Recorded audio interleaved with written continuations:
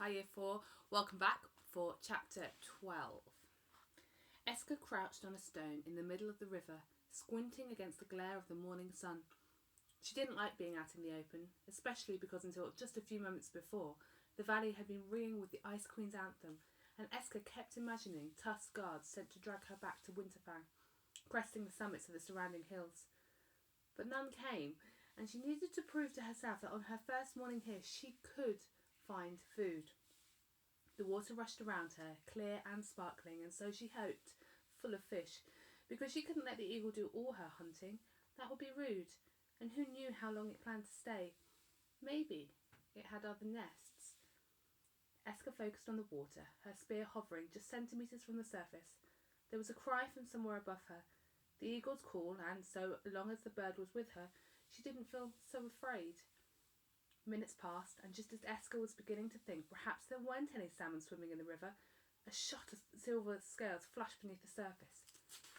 She launched her weapon, and in her excitement, it wasn't just the spear she thrust forward, her whole body went crashing into the icy water too.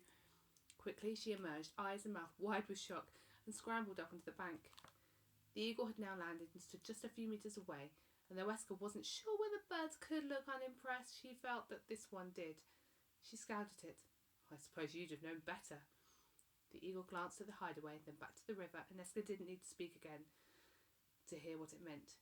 Get dry, come back, try again. A short while later, Eska emerged from her hideaway, dry and warm, but it was nearing midday now, and she still hadn't caught a fish.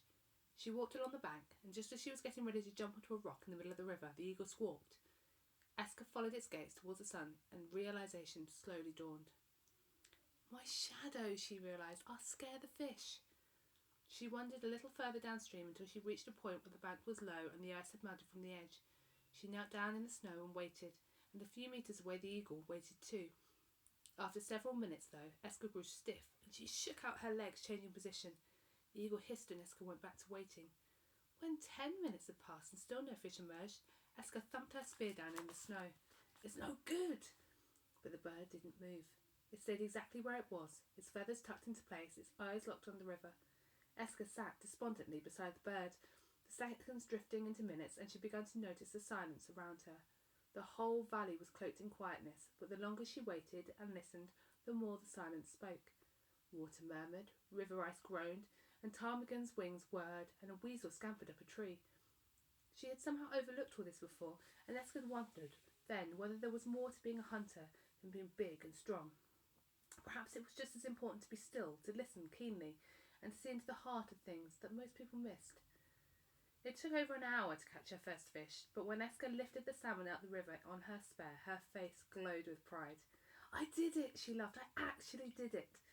The eagle ruffled its feathers, and Eska found herself wishing that Flint had been there to see it too. She tried to remember the ritual he told her about it. Thank you, North Star, she whispered, holding the fish up in her hands and glancing at the sky. Wherever you are up there. And thank you, little fish, for choosing to submit your life to me. She paused. She felt there should be more somehow. It was especially kind of you because I was getting really cold and a little bit uncomfortable sitting out here on the snow. So you come along at just the right moment, and thank you very much, and I hope... The eagle hissed, so Eska decided perhaps it was time to wrap up the ritual. That I have honoured the bond between animals and tribes, even though I'm not strictly in a tribe. Yet...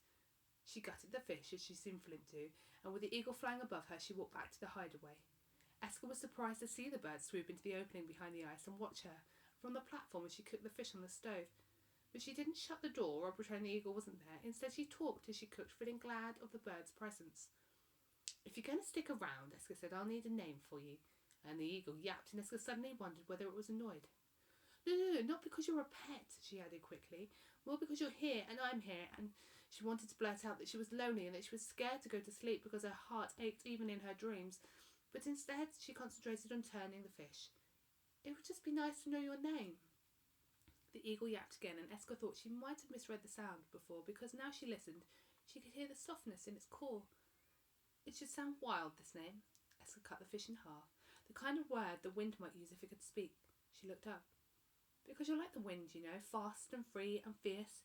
And she thought about the eagle showing her hideaway and teaching her to fish. You're kinder than wind, though.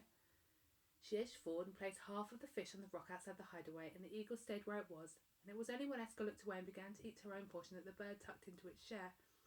As they ate, Eska glanced at the eagle now and again. The wound from the snare was healing already, and as the minutes drew on, Eska felt something familiar stir inside her. The bird was proud and strong, but it was also protective of her, at least, and its character felt like a trait she'd once known.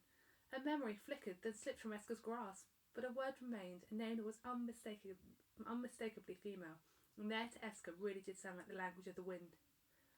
Balapan, she whispered, and at that name the eagle looked up and turned round as if he'd been waiting for Eska to say that word from the very first moment they met.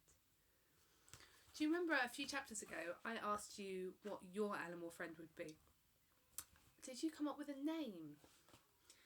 I'd love to know them. I wonder what your animals and the names are.